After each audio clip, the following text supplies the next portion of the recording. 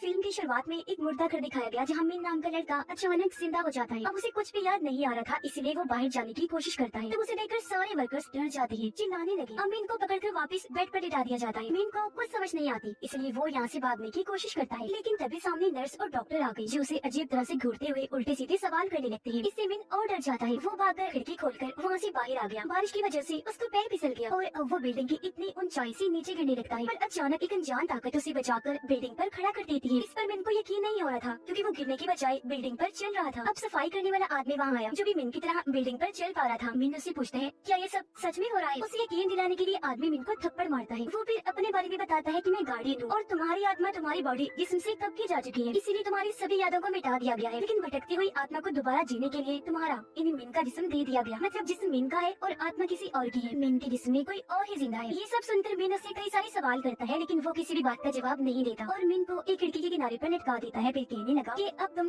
Building पर नहीं चल सकती, अगर गिरने की कोशिश करोगी तो गिर जाओगी। इसलिए वो खिड़की के जरिए अंदर आकर अपने बिस्तर पर लेट जाता है। अब एक नर्स आकर जोर से मीन को सुई लगाती है, जिससे उसे इतना दर्द हुआ कि वो जोर से अपना हाथ मारता है। हाथ वहाँ बड़े पानी पर लगा और पानी हवा में जाकर जम जाता है, जो देखकर मीन को काफी हैरत हुई। अब पता चला कि नर्स असल में गार्डियन है, क्योंकि वो अपनी मर्जी के मुताबिक कोई भी रूप ले सकता है। यहाँ गार्डियन मीन के अंदर की आत्मा को बताता है कि तुम्हें ये जिस्म हमेशा के लिए नहीं दिया गया। फिर एक सैंड क्लास देते हुए कहते हैं कि अगर तुमने 100 दिनों के अंदर अंदर ये पता ना लगवाया कि मीन ने अपनी जान क्यों ली, तो फिर तुम्हारी आत्मा को इस जिस्म से निकाल दिया जाएगा और तुम हमेशा के लिए मर जाओगे। फिर जाते जाते गार्डियन कहता है, और हाँ, ये बात किसी को न बताना कि तुम मीन नहीं हो। उसे हॉस्पिटल से छुट्टी मिल जाती है। मीन अपनी मॉम के साथ घर आ गया। अपनी मॉम से पूछता है कि जिस मैंने अपनी जान लेने की कोशिश की उस दिन क्या हुआ था। वो कहती है कि चुप कर जाओ, मैं इस बारे में कोई बात नहीं करना चाहती। अब मीन अपनी डैड को देखता है, जो कॉल पर मसरूफ थी। वो जब उसे देखती है तो मिलने के लिए इंतजार करने का कहती है, जिस पर मीन को काफी अजीब लगा कि मेरे डैड बचाए मुझसे मिलने के इंतजार करने का कह रहे हैं। रात को जब सारे सो रही थी तो मीन पूरे घर को चेक करने लगता है। उसे एक फोटो एल्बम मिला, जिसे देखने पर मीन की तस्वीरें उसमें नहीं थी। उसे अजीब लगा, लेकिन फिर वो अपने पुराने कमरे की तलाशी लेने के लिए जाने लगा, पर दरवाजा लॉक था। इसलिए वो नीचे से कमरे के अंदर झांकने की कोशिश करता है, जहाँ इतने ही देर में मीन का भाई आ गया, जो उसे सोने का कहता है। अगली सुबह जब मीन की आँख खुली तो उसने देखा कि मेरा भाई अपना लैपटॉप लेकर जा रहा है। तब उसके जाते ही वो एक जगह से चाबियां उठाकर उनसे दरवाजे का लॉक खोलने की कोशिश करता है, पर किसी भी चाबी से उसका कमरा नहीं खुलता। वो अब अपने भाई के कमरे में आकर खिड़की के जरिए बाहर आया और वहाँ से अपने कमरे की खिड़की से अंदर आ जाता है। यहाँ उसे खाली फर्नीचर और एक तस्वीर के अलावा कुछ नहीं मिलता। तस्वीर पर उस दिन की डेट लिखी हुई थी जब मैंने अपनी जान लेने की कोशिश की थी, जो देख वो चौंक गया और तस्वीर उसके हाथ से नीचे गिर जाती है। आवाज सुनकर उसकी मॉम यहाँ आ गई। मीन पूछता है कि मेरे सामान का क्या हुआ। मॉम कहती है, अपनी जान लेने से पहले तुमने सारे सामान को बर्बाद कर दिया था। फिर वो मीन के गले से लग गई, रोते हुए कहती है कि आइंदा अपनी जान लेने की कोशिश मत करना बेटा। अब उसकी मॉम उसे स्कूल छोड़ने जाती है। समझाने लगी कि अगर किसी ने तुमसे पूछा कि तुम स्कूल क्यों नहीं आई तो ये कह देना कि मैं बीमार था, ये मत बताना कि मैंने अपनी जान लेने की कोशिश की थी। स्कूल आकर पता चला कि मीन की ज्यादा दोस्त नहीं है, उसके पास एक बेस्ट फ्रेंड है जिसका नाम ली होता है। अंदर ही अंदर वो मीन को पसंद करती है। ये दोनों जब वहाँ गए तो लीडर मीन को बताता है कि अगले कंपटीशन में जाने के लिए तुम्हें एक ड्राइंग बनानी पड़ेगी, इसलिए वो अपने काम पर लग गया। अपनी क्लास में वापस आने के बाद टेबल पर उसे एक नोट मिलता है, जो उसकी ट्यूशन फेलो का था, जिसने लिखा था कि मैं तुमसे लाइब्रेरी में मिलना चाहती हूँ। ये जब वहाँ गया तो उस लड़की से मिलता है जिसका नाम पाई होता है। अब पहले वाला मीन इसे पसंद करता था, इस मीन को भी ये पसंद आ जाती है। उससे मिलकर बहुत खुश था। अब मीन अपनी मॉम का कार्ड इस्तेमाल करके अच्छे अच्छे कपड़े खरीदता है, साथ ही बालों का स्टाइल भी काफी अच्छा बनवा लेता है, ताकि जिसे मैं पसंद करता हूँ यदि पाई वो भी मुझे पसंद करे, और इस तरह दोनों एक साथ वक्त गुजारने लगते। अब मीन की डैड स्कूल आए, उसे कहते हैं कि आज स्कूल के थेरेपिस्ट के साथ तुम्हारी मीटिंग है, जो कहकर वो चली गई। जिसके बाद मीन अपने थेरेपिस्ट के पास जाता है, जो मीन के बारे में उसे अजीब तरह के सवाल करने लगता है। तो वो यहाँ से जाने का सोचता है, लेकिन अचानक दवाई की सारी गोलियाँ हवा में उड़ने लगती है। इससे वो समझ गया कि थेरेपिस्ट नहीं बल्कि गार्डियन है। ये बात सच भी थी। गार्डियन उसे कहता है कि मैं तुम्हें ये याद दिलवाने आया हूँ कि तुम्हें जल्द से जल्द वजह पता लगवानी होगी कि आखिर क्यों मीन ने अपनी जान लेने की कोशिश की थी, और हाँ, जैसे तुम ठीक जवाब दोगे सैंड क्लास बंद हो जाएगा।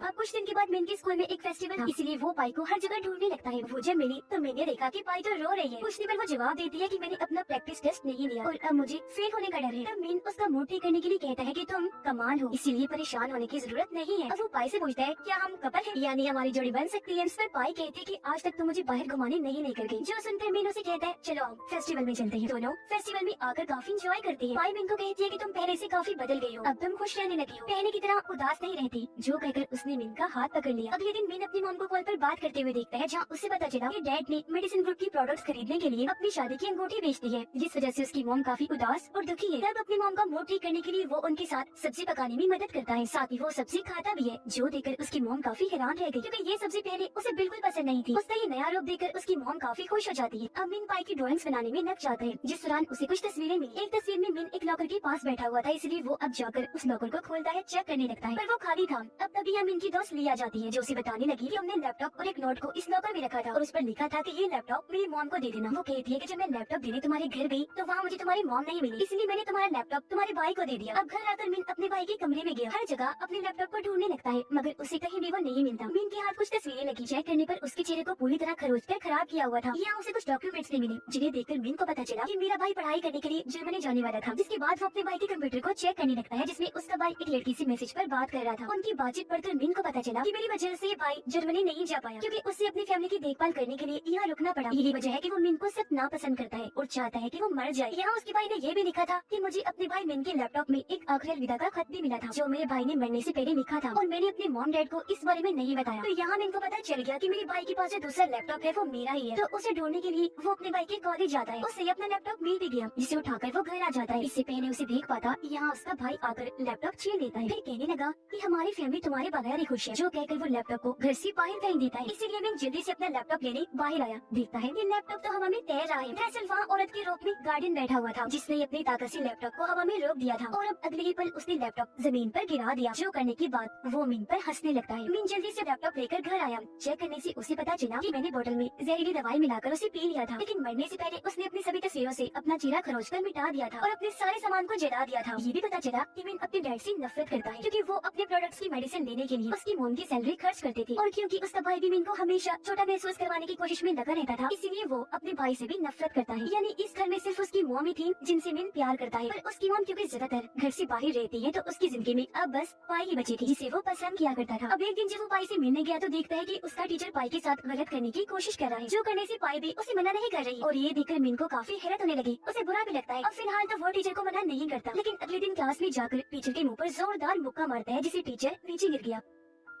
फिर वो पाई को अपने साथ छत पर लेकर गया, पूछता है कि कल रात तुम क्या कर रही थी? टीचर तुम्हारे साथ गलत कर रहा था और तुम करने दे रही थी, आखिर क्यों किया तुमने ऐसा? इस पर पाई रो पड़ती है, कहती है कि मैं उस टीचर को जरा पसंद नहीं करती, हमारे बीच ऐसी वैसी कोई बात भी नहीं है, मैं फिर भी उस टीचर के साथ इसलिए रहती हूँ क्योंकि उनकी वजह से ही मैं ओलंपिक्स टीम में जा सकती हूँ। जिससे पता चला कि पाई के लिए अपने फ्यूचर मुस्तकबिल के अलावा और कोई चीज मायने नहीं रखती, जिस पर मिन को काफी बुरा लगा। वो सोचने लगता है जिसे पाई को मेरी जरूरत नहीं, इसलिए वो उसे नीचे की तरफ इशारा करके कहता है कि मुझे मर ही जाना चाहिए। अब स्कूल में मिन के डैड आए, जो उसे डांटने लगते हैं क्योंकि प्रिंसिपल ने उसकी शिकायत कर दी थी। वो उसे डांट रही थी कि तभी मिन भी उन पर गुस्सा करने लगा, कहता है कि आप भी कोई अच्छे नहीं हो क्योंकि आपने प्रोडक्ट्स खरीद ली, मेडिसिन ग्रुप का हिस्सा बनने के लिए मेरी मॉम की अंगूठी बेची। जो बोलकर वो यहाँ से चला गया। अब मिन को अपनी मॉम का बिजनेस कार्ड मिलता है, जिसके पीछे एक घर का एड्रेस लिखा हुआ था। उस एड्रेस पर जब वो गया तो अपनी मॉम को एक आदमी के साथ देखता है, जो उसकी मॉम का दोस्त था, यानी उनका चक्कर चल रहा था। उसकी मॉम ने भी मिन को देख लिया था। वो उसे समझाने के लिए जाने लगी, पर मिन जो पहले काफी दुखी था वहाँ से चला जाता है और अब वो एक पुल के ऊपर आकर खड़ा हो गया। नीचे देखकर सोचने लगता है कि एक बार फिर मुझे अपनी जान ले लेनी चाहिए। बारिश हो रही थी, जिसकी बूंदें अचानक हवा में रुक जाती है, क्योंकि वहाँ गार्डियन आ गया था, जो इस वक्त बच्चे के रूप में था। वो मिन के पास आकर पूछता है कि बताओ वजह, क्यों आखिर मिन ने अपनी जान लेने की कोशिश की थी? तो वो जवाब देता है क्योंकि मिन इस जिंदगी से नफरत करता था और उसने जो भी किया उसमें उसकी फैमिली और पाई जिम्मेदार है, ना कि मिन जिनसे तंग आकर उसने अपनी जान लेने की कोशिश की थी, क्योंकि वो सभी लोग भरोसे के काबिल नहीं है। मिन के जवाब देने के बावजूद भी उसका सैंड ग्लास बंद नहीं होता, जिसका मतलब था ये जवाब उसने गलत दिया था। इसमें गार्डियन कहता है कि गलत जवाब, और अब ठीक जवाब देने के लिए तुम्हारे पास 3 दिन का टाइम है। जिसके बाद वो अपने घर आकर अपनी सभी चीजों को तोड़ने लगता है। तभी यहाँ ले आई, उसे कहती है कि तुमने अभी तक अपनी ड्राइंग क्यों नहीं बनाई? मिन जो पहले ही गुस्से में था, कहता है कि तुम्हें मेरी फिक्र करने की जरूरत नहीं है, इसके अलावा और भी कई सारी गलत बातें वो करता है। यहाँ तक कह देता है कि मैंने तुम्हें कभी अपनी दोस्त समझा ही नहीं। ये सुनकर वो काफी दुखी हो गई, यहाँ से चली जाती है। अब मिन और उसके डैड उसकी मॉम को लेने गए, जो आज के दिन काम करके घर वापस लौट रही थी। मिन बाथरूम जाने का कहकर अपने मॉम डैड को अकेला छोड़ देता है और अब वो बाथरूम जाने की बजाय चुपकर मॉम डैड की बातें सुनने लगता है। उसने देखा कि डैड ने जो शादी वाली अंगूठी बेच दी थी वो उसके डैड मॉम को वापस कर रहे हैं और अब यहाँ उसकी मॉम डैड को बता देती है कि मेरा ताल्लुक एक दूसरे आदमी के साथ भी है, जिस पर उसके डैड बिना कोई बात किए वहाँ से चले जाते हैं। इसलिए अब मिन और उसकी मॉम अकेली थी। गाड़ी में आकर वो मिन से माफी मांगती है, फिर रोते हुए बताने लगी कि मैं अपनी फैमिली के साथ रहना चाहती हूँ, इसलिए उस आदमी के साथ मैंने ताल्लुक तोड़ लिया है। पर यहाँ मिन अपनी माँ को माफ करने से मना कर देता है और बता ही देता है कि मैं तुम्हारा बेटा नहीं हूँ, उसकी जिस्म में कोई और हूँ, तुम्हारा असली बेटा मर चुका है क्योंकि तुम एक बुरी माँ हो। उसकी मॉम क्योंकि रो रही थी तो उनका गाड़ी पर से ध्यान हट गया, इसीलिए काफी बुरा एक्सीडेंट हो जाता है, जिससे दोनों बेहोश हो गए। अब जब इनको होश आई तो वो खुद को हॉस्पिटल में पाता है। वो जल्दी से अपनी मॉम को देखने गया, जो अभी भी बेहोश थी। यहाँ उसका भाई भी था, जो मिन को बताता है कि मॉम की हालत काफी सीरियस है। अब तो मुझे ये बताओ कि तुमने अपनी जान लेने की कोशिश क्यों की? मुझे कुछ क्यों नहीं बताया? अगर तुमने मुझे बताया होता तो मैं तुम्हारी मदद करता। और हाँ, अब ये सोचना बंद कर दो कि तुमसे कोई प्यार नहीं करता, पागल सभी तुमसे प्यार करते हैं। अब क्योंकि मिन की हालत ठीक थी तो उसे घर भेज दिया गया। यहाँ मिन को एहसास हुआ कि मैं खुद गर्ल्स लोगों की तरह सोच रहा और कर रहा हूँ, जिसके बाद वो अपनी ड्राइंग को पूरा करता है और अब अगले दिन ओलंपिक्स टीम का ऐलान किया जाता है, जिसमें पाई को भी चुन लिया गया था। इस खुशी में पाई को एक स्पीच देने का कहा जाता है, लेकिन जब वो मिन को वहाँ देखती है तो शर्मिंदा होने की वजह से कुछ बोल नहीं पाती, यहाँ से चली जाती है। मिन उससे माफी मांगता, गले से लगा लेता है, फिर बताने लगा कि उस दिन मैं बहुत ज्यादा गुस्से में था, तो बिना सोचे समझे मैंने तुमसे कुछ भी बोल दिया। और हाँ, तुम्हें खुद पर भी गुस्सा नहीं होना चाहिए, क्योंकि ये सब टीचर की गलती थी। उसकी बातें सुनकर पाई को हौसला मिला, तो वो अपने टीचर की सच्चाई बताने के लिए प्रिंसिपल की ऑफिस जाती है।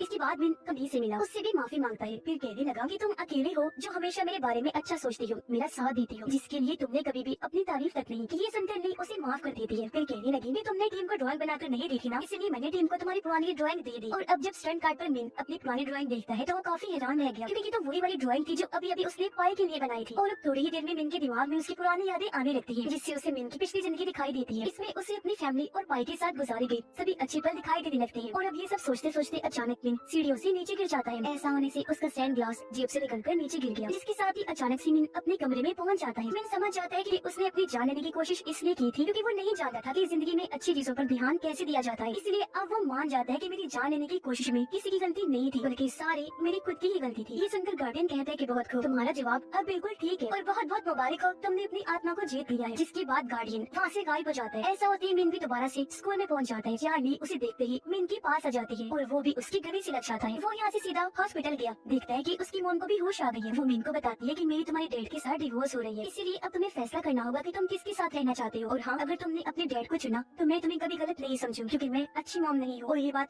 तुमने भी कही थी ना। ये सुनकर मिन रोने लगा और अपनी मॉम से उन सब बातों की माफी मांगता है जिनकी वजह से उसकी मॉम का दिल दुखा था। वो मॉम के गले से लग गया और कभी आपका बेटा होने पर पछतावा नहीं होगा, बल्कि फख्र होगा, आप बहुत अच्छी मॉम है। जिसके बाद मिन अपनी नॉर्मल जिंदगी गुजारने लगता है। उसे जिंदगी और अच्छी चीजों का पता चल गया था। इस फिल्म की कहानी भी यहीं पर खत्म हो जाती है।